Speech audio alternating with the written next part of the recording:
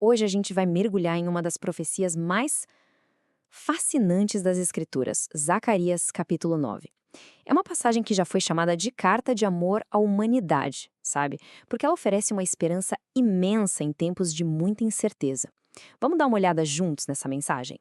Tá, vamos direto ao ponto que faz essa profecia ser tão radical. A pergunta que ela meio que joga pra gente é: que tipo de rei escolhe um jumento?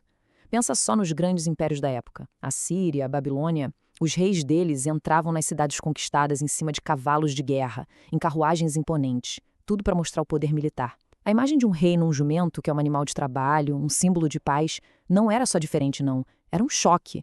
E essa imagem, que vai contra toda a lógica, é a chave para entender tudo. Para entender a profundidade disso, a gente precisa voltar um pouco no tempo. Imagina o povo de Israel, que tinha acabado de voltar do exílio. Sabe? Existia uma expectativa enorme no ar, mas também muita, muita incerteza. Eles esperavam por uma restauração, por um sinal de redenção. E é bem nesse cenário que o profeta Zacarias aparece, trazendo uma mensagem de esperança e de libertação. Agora, uma coisa bem interessante na estrutura dessa profecia é que, antes de anunciar a chegada do rei, ela primeiro se vira para as nações vizinhas. A narrativa vai construindo um cenário de justiça divina, como se estivesse preparando o terreno para algo completamente novo. A profecia fala sobre julgamentos contra as potências da região, como Tiro e Sidom. E isso não é só sobre punição, viu? É sobre a justiça de Deus limpando o caminho, abrindo espaço para um novo tipo de reino, um reino de paz. E aí, com esse palco todo preparado, a profecia muda o tom.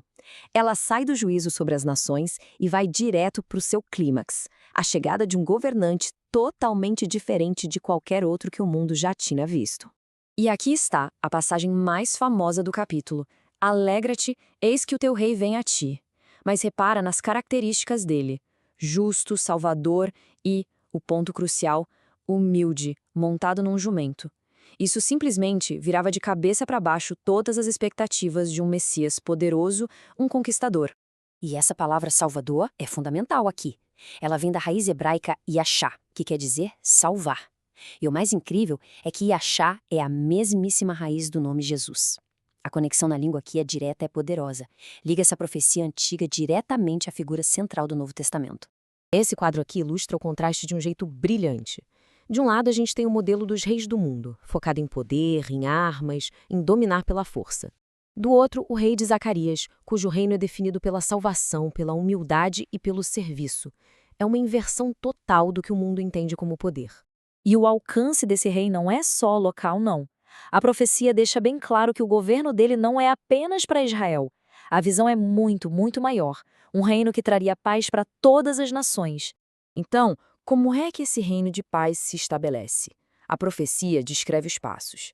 Primeiro, o desarmamento. Os símbolos de guerra, como as carruagens e os cavalos, seriam removidos.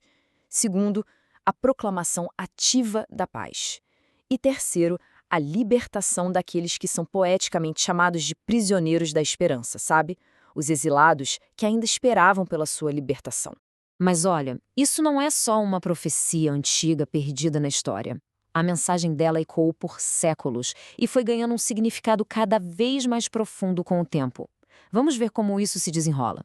Centenas de anos depois, os evangelhos registram a entrada de Jesus em Jerusalém. Montado num jumento, ele cumpre exatamente o que Zacarias tinha previsto. Para os seguidores dele, foi um sinal que não deixava dúvidas. A promessa estava se cumprindo ali, na frente deles. E para os nossos dias, a mensagem continua super relevante. A visão de um rei humilde, um rei que serve, desafia uma cultura que muitas vezes valoriza o poder, o status. Ela nos convida a ver cada ser humano como a própria profecia descreve o povo de Deus, como pedras de uma coroa, preciosas e dignas de honra. No fim das contas, a profecia não nos deixa com uma análise política ou militar, mas sim com uma exclamação de pura admiração. Pois quão grande é a sua bondade. E talvez a grande lição de Zacarias 9 seja essa. O verdadeiro poder, aquele que de fato redime e restaura, não vem da força, mas sim de uma bondade e de uma humildade que a gente mal consegue compreender.